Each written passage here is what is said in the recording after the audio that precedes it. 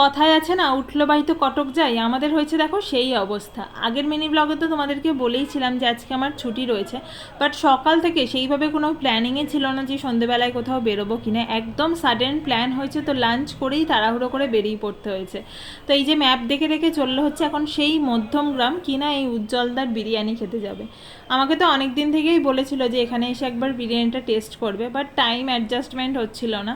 তো ওখানে গিয়ে ফার্স্টে দুটো মাটন বিরিয়ানি অর্ডার করেছিলাম, আর বোন যেহেতু আমার সাথে যেতে পারেনি, তো বাড়ির জন্য দুটো চিকেন বিরিয়ানি পার্সেল করে নিয়েছিলাম। বোন আবার কোনো মাটনের আইটেম খেতে চায় না।